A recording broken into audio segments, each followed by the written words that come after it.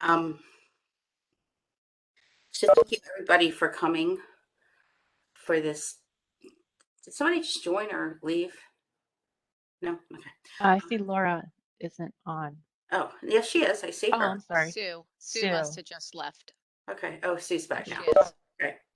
Um, this is actually was scheduled to be the continuation of the planning special meeting that we had back a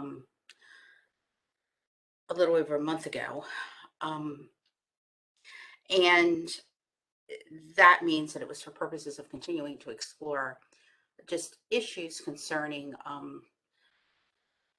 not that there are issues, but to continue to explore just kind of an overview of process, that sort of thing, making sure that everybody is comfortable, that the commissioners have the level of knowledge that they feel that they need to have.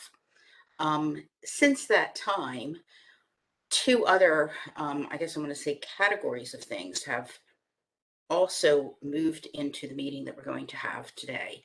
One of which is, as I mentioned at our last meeting, that I thought it would be a good thing to just set aside a little bit of time, making sure that everybody is as familiar as they need to be with respect to the lobbying side of what is in the ethics code.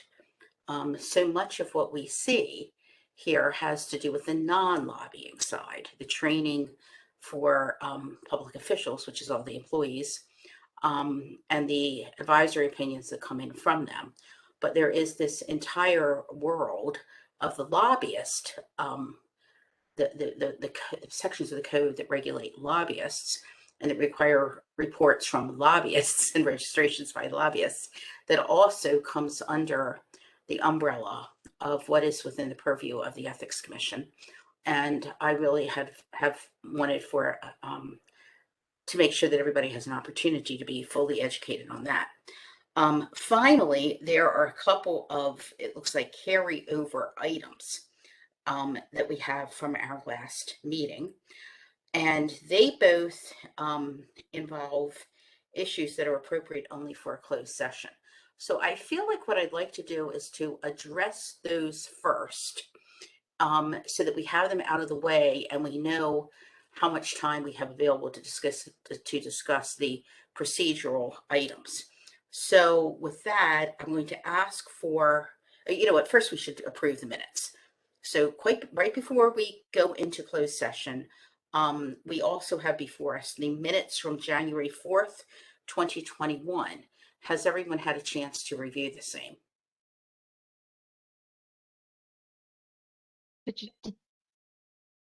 Did you mean January 4th, 2022? I surely did. Okay. I There's will a point out typo it on says on the agenda 2021, and I was reading verbatim, like, as though I don't have a mind of my own. But yes, yes. Okay. Yeah. So the agenda should stand corrected, and my words should stand corrected to be 2022. Has everyone had a chance to review the minutes from January 4th, 2022? And is there a motion to approve? I move to approve the minutes from January 4th, 2022. Is there a second? I will second that motion.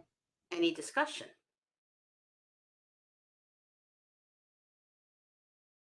All in favor? Aye. And Otis? Is it Aye. aye? Okay. So the minutes are unanimously approved. I'm now going to ask for a motion to move into closed session to discuss an old and new item that relate to requests for advisory opinions. And therefore asking us to perform an administrative function. So is there a motion to close the meeting to allow us to discuss the requests for advisory opinion? I move to go into closed session to discuss old and new inquiries, I believe. Is that what you said? Yeah, the Cindy? advisory opinion requests. Advisory opinion, yes. Yes. Okay. Is there a second? Second. I need to poll everybody. Lisa, Aye. Yes. Otis, Yes, and Laura. Yes. I also vote to move into closed session. It is 3:39 p.m. I'm asking Jessica to turn off the recorder. We're back into open session at 4:46 p.m. All right. I'm going to go kind of quick, but I think it's important to do this overview. So, before I start, did anybody have any questions about the lobbying topics that we talked about last time? Whole idea of the it's a self-reporting program. So in essence, Baltimore County, in the simplest of all explanations, is kind of like on this big megaphone saying, hey, if you're a lobbyist, raise your hand. We have no intel. So if Laura is a lobbyist and she doesn't register, you know, absent somebody telling me or absent Laura registering, we have no notice, no idea that Laura is registering. Once Laura registers, she's on our radar. She files the registration, which I pulled up 2 examples just to quickly go over again. So here is, and I'm in the process with IT. They're like treating me like a jilted girlfriend. They don't get back to me. I'm working really hard. Again, they told me that this was going to be online in January. I'm trying to get both forms through IT. Obviously, I will show them to you when they're final, but this is Chad Harrell's registration. It's got his general information, his information. So this is public. This isn't a problem that we're doing this on a public meeting. Nope, because this is all on the website. Yep, this is Okay. his number, his address. So this is just his kind of raising my hand. Hi, Baltimore County. I'm a lobbyist. I'm going to start lobbying on this day and end on this day. And then once he has said to us he's a lobbyist, he then files an activity report, which states all the money that he has spent in response for his fee and how it's broken down. We then summarize that information and put it on the website, which I'm happy to show you what that looks like really quickly. And then I was going to spend most of the time talking about the definitions. So, lobbyists. So what we do is, here's the form, the activity. We do these summaries. I think I showed you this last time. So we total meals and beverages. Everybody, not a single person ever puts that they spend money on meals and beverages in this. The majority of this is in their compensation, which is all the lobbyists for 2020. They were compensated $251,000. Some put office expenses, publications, mailings, etc. I think the most important piece to talk about for lobbying, so again, compliance, self-reporting, 3 kind of main areas: registration, activity report, and training. Even if you register as a lobbyist, you say, hi, I'm a lobbyist, I'm going to work for ABC, I'm going to lobby on behalf of ABC Electric, and you spend no money, you still have to file an activity report, even if you just put 0000. That's the compliance. The most important piece, I think, and Sue, you'll tell me if I'm wrong, this changed actually right when I started, is what does the word lobbying mean? So I don't know what you guys think it means. Before I started this job, I thought it meant, you know, somebody working and negotiating, consulting, encouraging on behalf of someone, which is kind of what it means, but it's got 2 different meanings. This first one, C1, is kind of referred to the in the presence. This is the idea of like going back in time to having a lunch with someone and saying, hey, I'm really interested in this bill, or it's this whole idea that you're communicating in the presence of a public official. for the purpose of influencing legislative or executive action. So you are having a meeting with the county executive, having lunch, having dinner at an event, talking in their presence. That's what that means. The second piece is kind of the more passive. This, in my mind, when I think about it, is the person at home sending out emails or doing pamphlets or engaging in activities with the express purpose of soliciting others to influence legislative or executive action. But you don't have to be in their presence. Phone call, maybe you're at the copier copying, maybe you're distributing, you're outdoor knocking, maybe you're sending emails or flyers. So there's two kind of things that mean lobbying. I think the easiest one is number one. Most of the lobbyists are professional lobbyists. They're mostly attorneys, and they kind of every year are lobbyists for the same clients, or they're just kind of the usual suspects, so to speak. I think the harder one is I bet that there are a lot of people that are doing this, but don't necessarily know that that falls under the definition of lobbying. Okay. And then a lobbyist is someone that has to register. All right. So then we go down to here, registration. So the person that has to register is someone that either is paid $100 for lobbying. Again, either you can have one meal with the county executive and the bill is $101. And if you fall under C1, communicating in the presence of, and you spend over $100 in furtherance, you need to register. Or two, you get compensated $500 in total. So maybe you every month send out emails, make copies, file, door knock, and it's $20, but at the end of the year you've spent $501. You have to register. Or maybe you spend at the end of the year $400. You have been engaging in these activities with the express purpose of soliciting, but you don't spend the requisite money. That is the determination as to who registers and who doesn't. Now, when people call and ask questions, I always advise that there is no harm in registering. Baltimore County is one of the few jurisdictions that doesn't charge a registration fee.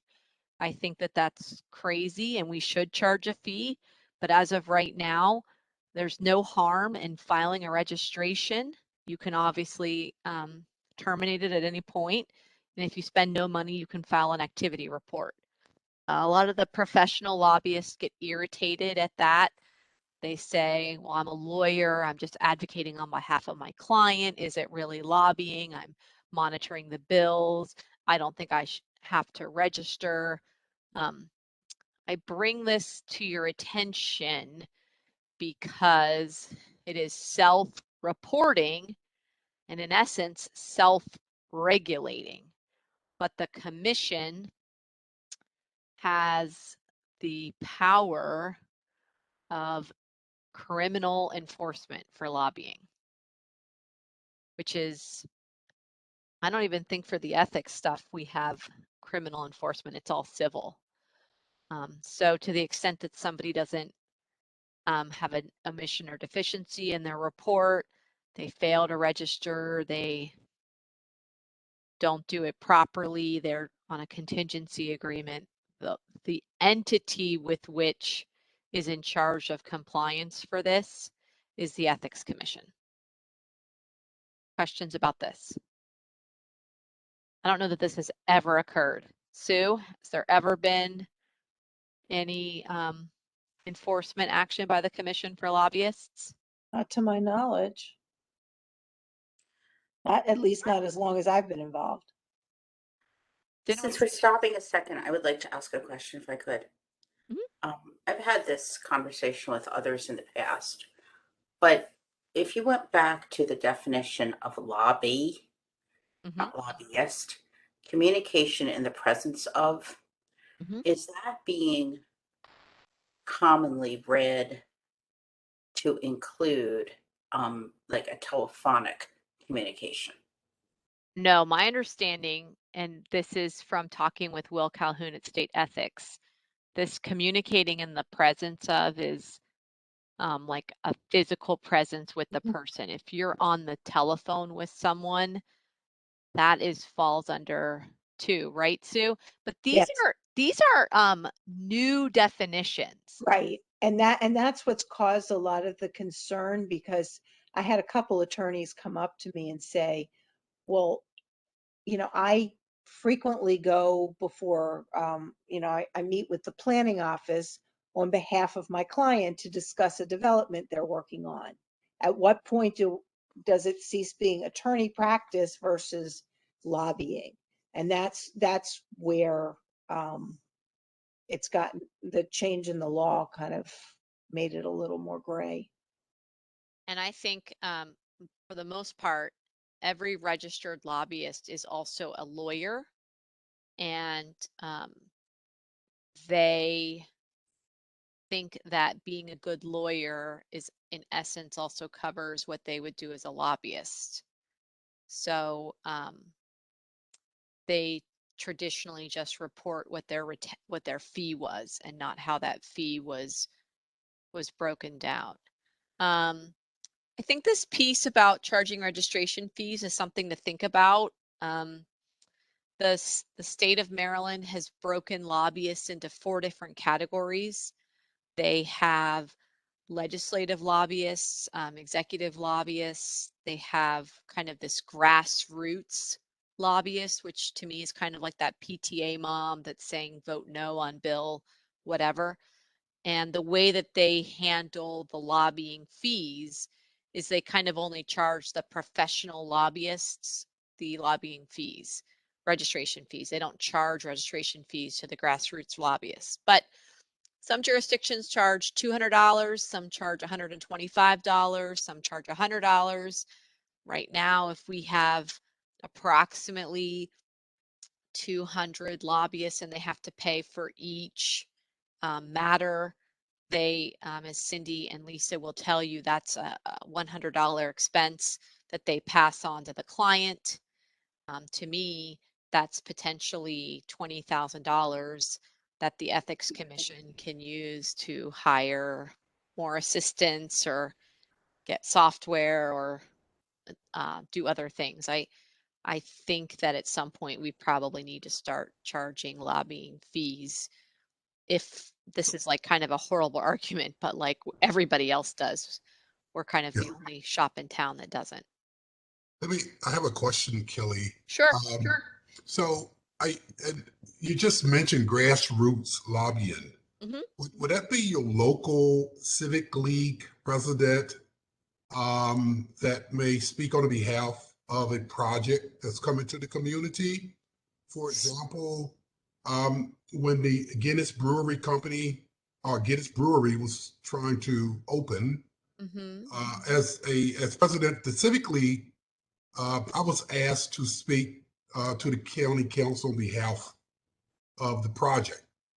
Would I have been considered a grassroots lobbyist or a lobbyist at that point? Okay, so right now there is no such thing as a grassroots lobbyist in Baltimore County. This is how the state of Maryland has chosen to do it.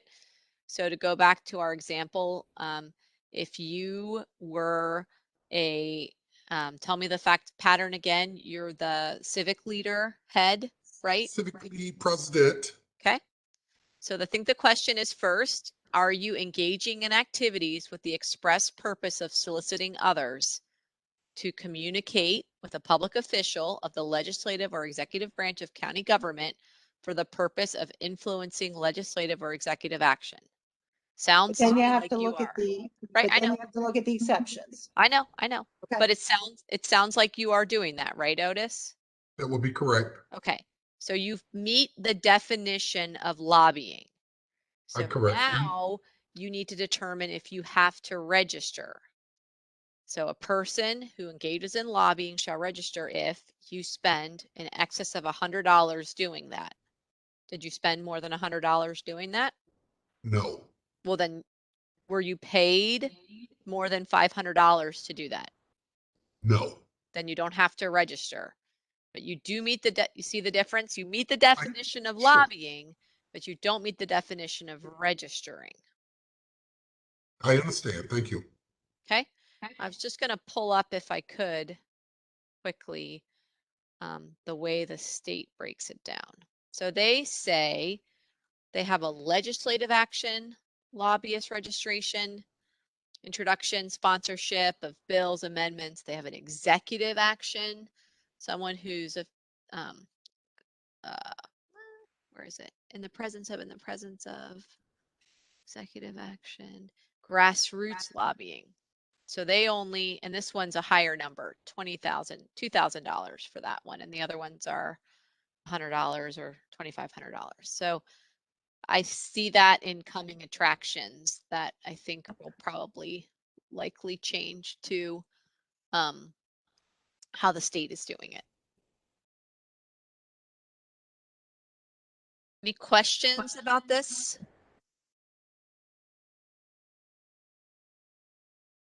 And I think kind of another just good point to think about is the example that Otis brought up. Otis probably, let's say he was paid over $500 or did spend more than $100. Otis probably has no notice of the fact that he is engaging in lobbying activities and probably needs to register. And the commission would have no way of knowing that Otis is doing that absent somebody making a complaint or Otis registering. I think that's kind of the real challenge with it. What was the genesis for the change in the definition? Well, I don't know. Sue? I don't remember. I think it changed though, Lisa, 2 or 3 years ago. It had different amounts depending on if it was executive or legislative. Like I think it was $500 or something.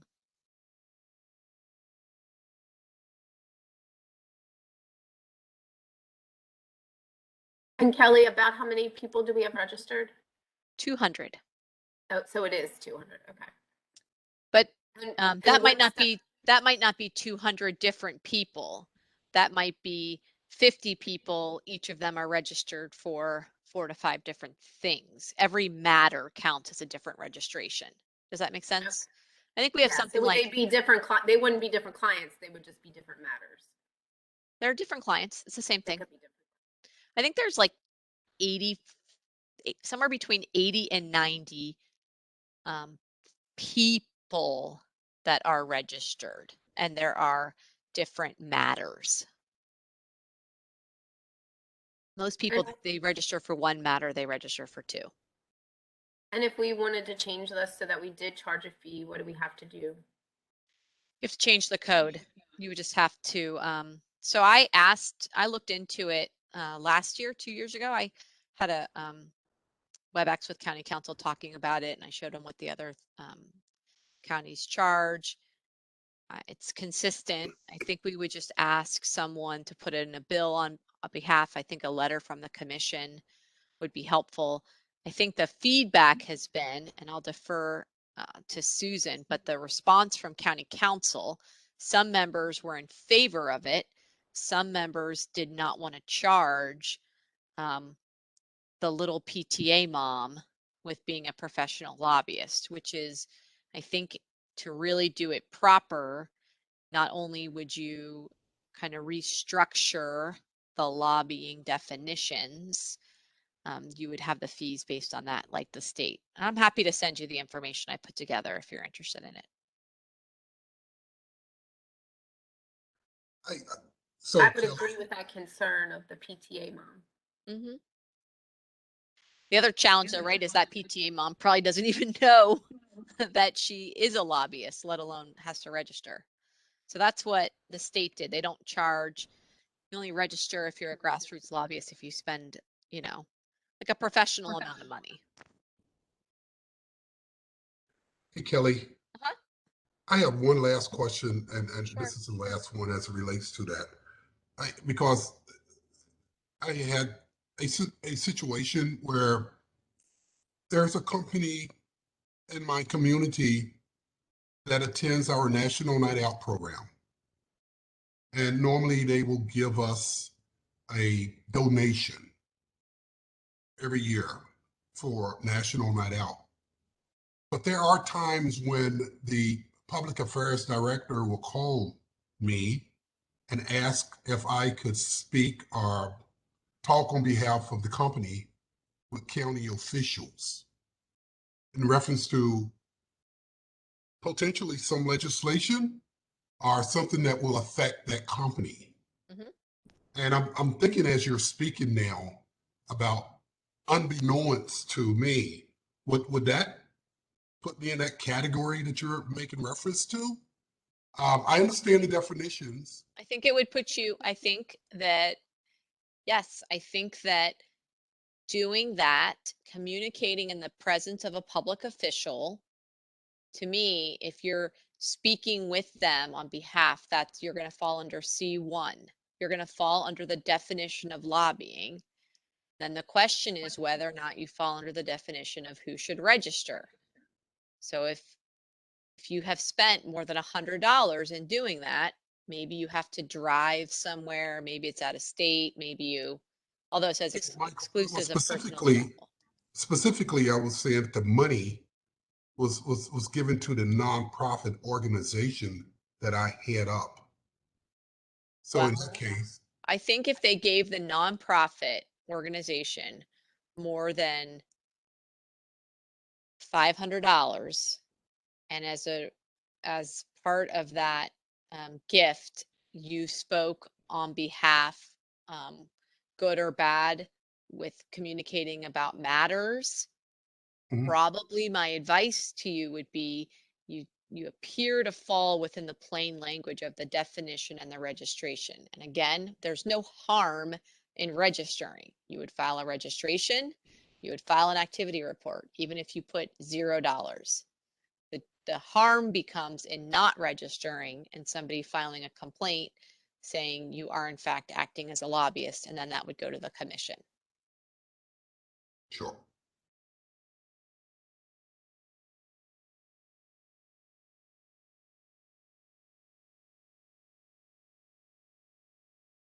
Any other questions?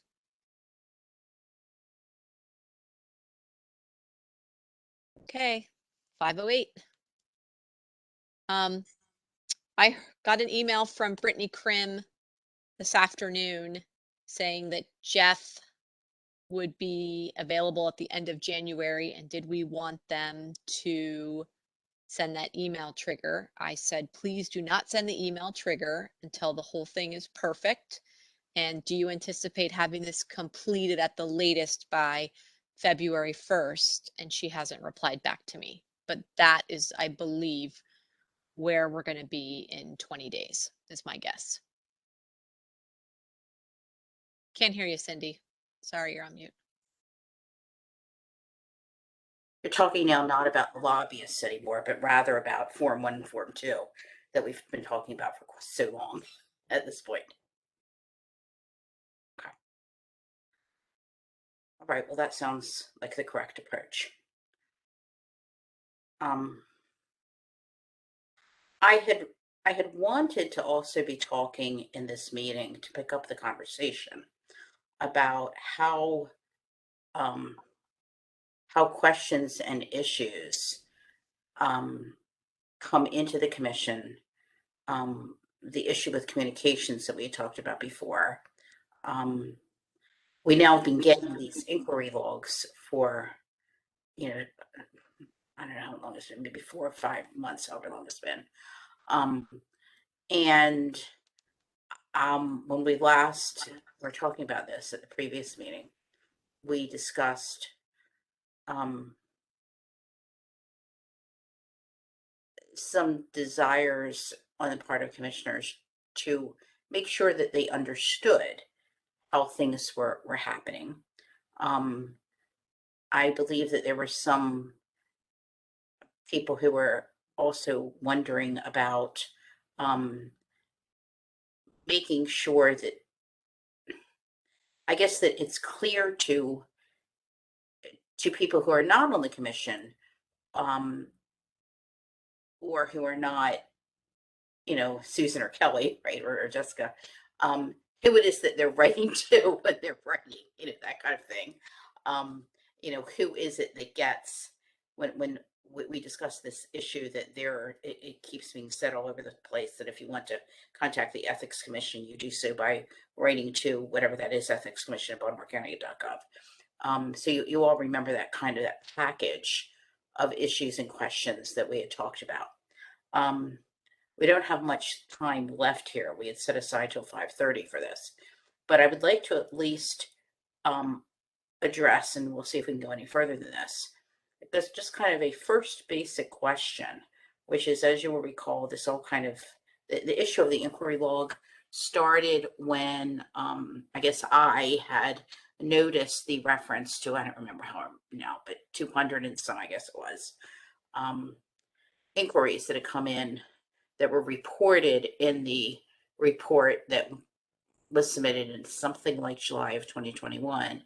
And that had led to the discussions where we started getting these inquiry logs. So now that people are getting them for a while, I'd like to know whether people feel that they are getting enough information about what's, I'm going to say, in the background that we had not previously been seeing, at the full commission level, or at the commission level, or whether, I personally would like to continue getting these inquiry logs, but I was wondering if we could just have a discussion about whether people are comfortable with the level of information that they are getting right now, that you're seeing on the inquiry log with some reference to every contact. And obviously certain ones are rising to our level.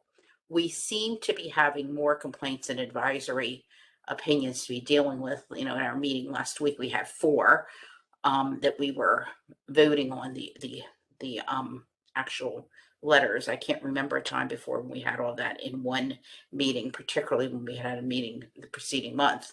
So I just kind of feel anecdotally that we're actually addressing more things. This could be the result of more education of people, right? But I guess I'm going to get back to my question after having, I'm sorry, since we're talking about this at the end of the meeting, perhaps I'm not being as articulate about all this, but we all know what we're seeing with respect to the decisions that we're making with the advisory opinion. We are seeing inquiry logs, and I'd like to just throw it out to the commission as to whether they feel comfortable with what they're seeing only in inquiry log fashion versus what they're getting into more detail on.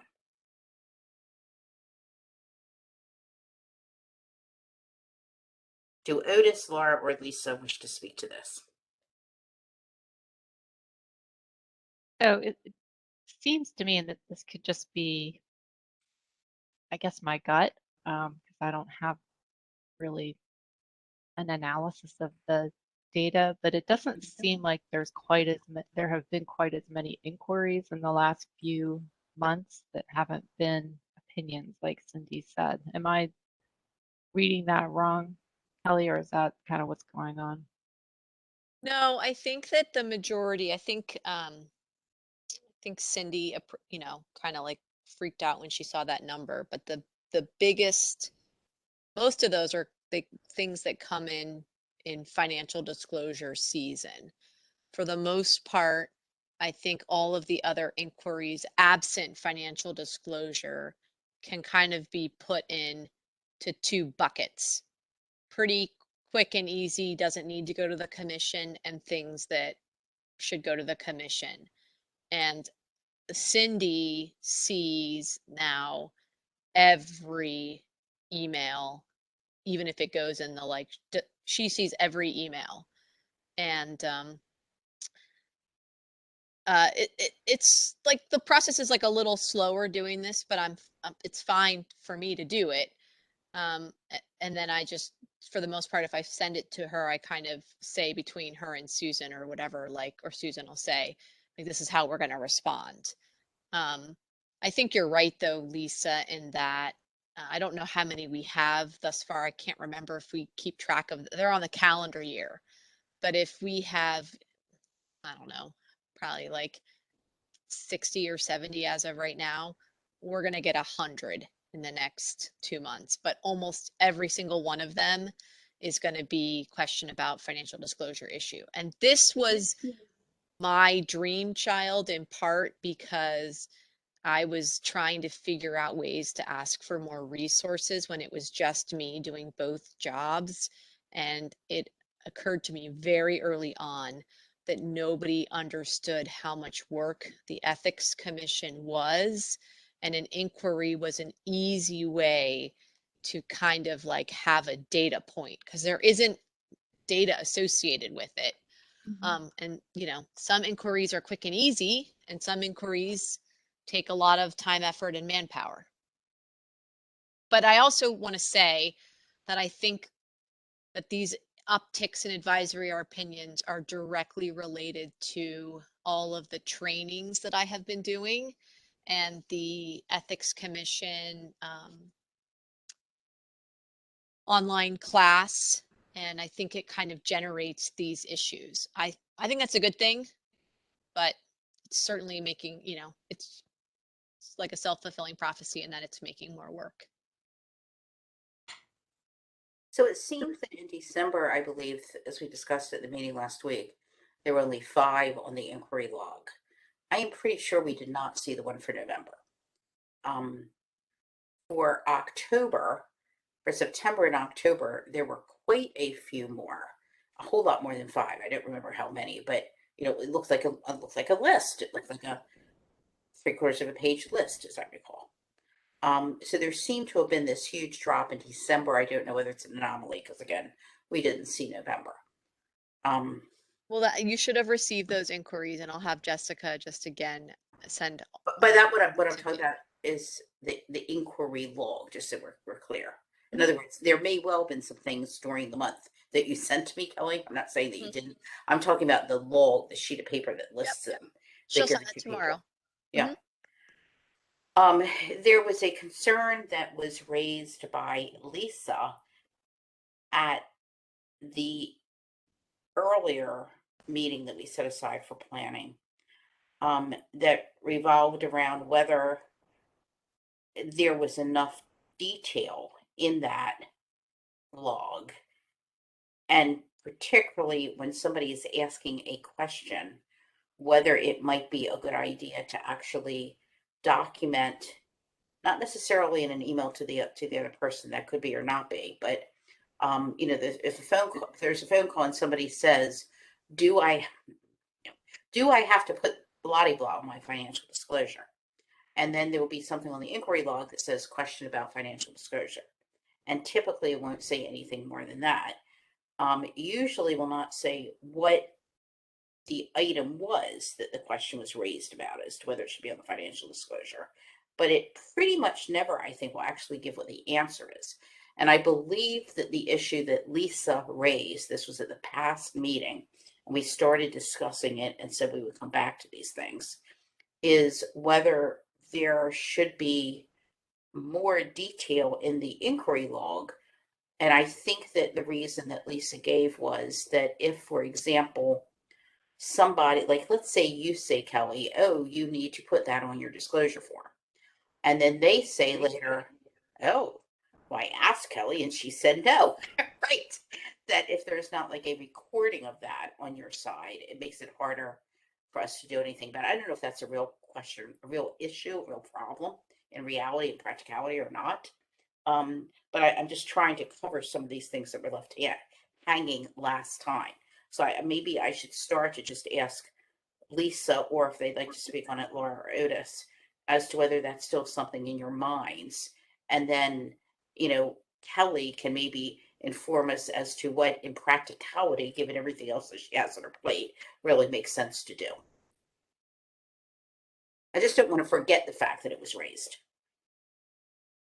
Right. I mean, my thinking is as long as there is an accessible means to confirm whatever the advice is, so that if it comes up later, you know, I asked this question, this is what I was told. You know, Kelly has some place to say, oh, yes, I did say that, or, well, no, I didn't. I save all the emails that come in, and I try when so the emails are saved too with the inquiries for specifics. I'm not saying it's perfect. I think it's 100% better than, because nobody was keeping track of this information before. I don't want it to turn into something that's not manageable. Right. It's just kind of a way, really, to me, it was just a way to kind of show the work. So it's hey, Kelly. So this quick question. So is it more so that you don't have the capacity to maybe document and record this information, or? So it is documented and recorded. So if I have a telephone conversation with someone, I follow up with an email that I then save. And when somebody emails me or the commission or Sue or whoever, and I get a copy of that, I forward it to Jessica or Ashley and say inquiry to be added on the log. It's then added on the log with the date and a general description, and that email is saved. I'm sure it could be much, more detailed. It's a resource issue, 100%. So, and I could go to this shared file and get that inquiry and look at it as a commissioner. It's what we have been sending out every month is the log, Yeah, because but 90% of them are, kind of really like not worth your, I don't know, Sue, how would you politely say that? You don't need to waste your time on most of it. Yes. I mean, most of it is, very simple. so, but the record is still there. The documents are still there, correct? Yes. Yeah. Yes. Yeah. So, well, I don't know. Oftentimes we look at information to make decisions, and we also review information so we can maybe have a dialogue about potential issues. I, I'm just thinking that maybe having information and seeing what decisions has been made or what was communicated. I think it's important as a team that we're able to at least gather that information and look at it. So like Yeah. today, we got an email from someone who filed a financial disclosure who's running for county council. So they sent us an email and they said, did you receive my disclosure? What are the next steps? So we are going to send them a letter saying we've, emailed you received your disclosure pursuant to this statute. These are the things you're supposed to do now. So that would be documented as an inquiry. It would say on there who it was from, about county council candidacy, and we would save the email. That is already a lot of work, and I'm happy to do more work. I just have one staff person who's been here for 4 months. And I have another job. But if you guys want to see all of them, I'm happy to show them all to you.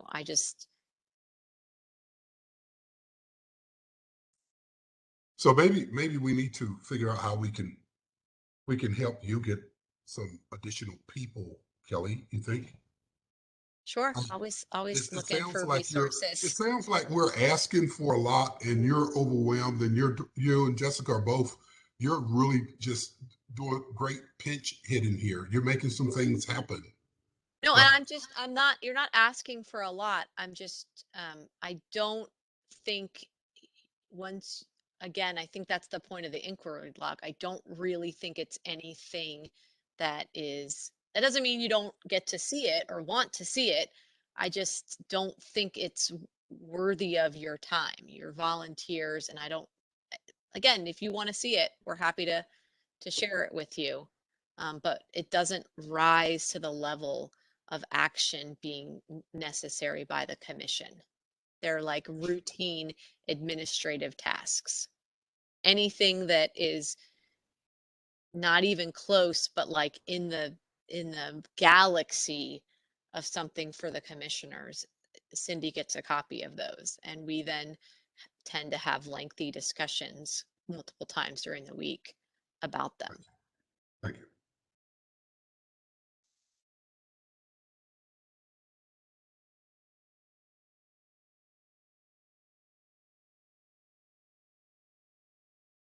I'm personally comfortable with what's been going on with Cindy seeing the inquiries, and then if, you know, bringing it to us if you feel that, you know, it's warranted, and maybe we should look into charging the lobbyists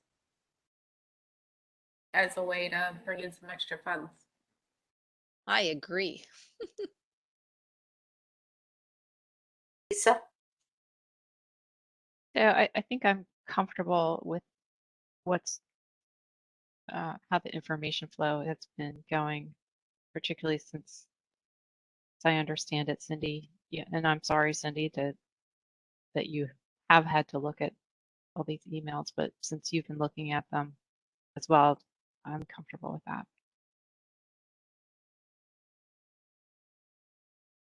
Okay, and Otis, it sounded like you were okay with it too in the end. Yes, that would be correct. Okay. Okay, so we are at 5:27. Is there anything that anybody wishes to discuss that they want to do in this meeting still today? Can I just recap what you want me to do? I forgot to ask something. Am I okay would you like me to tell Mr. Coleman orally what the decision of the commission is going to be before getting the opinion that he's going to be allowed to serve on that? Give him the benefit of that information earlier before the opinion comes out. And then I'm calling Carla Tucker to try to get more information. With respect to Mr. Coleman, I think if you're going to say that, you should also do what the opinion's going to do, which is to stress the confidentiality issues. I will. Yes. Lisa, Otis, I see Laura nodding her head. Lisa and Otis, what do you think? I agree. Okay, and Otis? I concur. Okay, I think just for the formality of it, I'm going to ask for a motion to allow Kelly to orally inform the inquirer. Is there a motion? So moved. Okay, I'm going to take that as a motion from Lisa, second from Otis. Any discussion? All in favor? Aye, Otis. And the motion passes. Thank you. I'm sorry I forgot to ask about that earlier. Okay. So I believe that is it. Is there a motion to adjourn? Madam Chair, one quick, Yes. I just want to share one thing. I will be on travel January the 26th through February the 1st. Just FYI, I don't know if anything will come up, but wanted to share that with you. Kelly, is our next meeting on February the 1st? It is, yes. The next meeting is February the 1st. I will be available for the meeting. I just wanted to let you know I will be on travel from the 26th through the 1st. Okay, but you're saying that you will be able to participate in the meeting? Yes, ma'am. That will be correct. And if you're going to be traveling, I mean, just because of the portions that are closed, you know what I'm saying? It needs to be in a secure way. I understand 100%. Okay, great. Okay, so thank you, everybody. And with that, I think I'm going to ask you have a good trip, Otis. Okay. Thank you. And everyone else, including Otis, have a good rest of the month until February 1st. And you know what I'm saying? There's one other little thing I want to say. There was, and we're still in open session, so I'm going to not say any substance right now. But there was the situation where we're asking Kelly to gather some information. Am I right that we are not asking the person to come in? Correct. It's nodding. Okay, fine. Okay, so with that, I'm going to ask for a motion to adjourn. I move to adjourn the meeting. Is there a second? I second it. Okay. All in favor? You're adjourned. Bye, everyone. Thanks, everybody. Bye. Bye-bye. Bye, everyone. Good evening.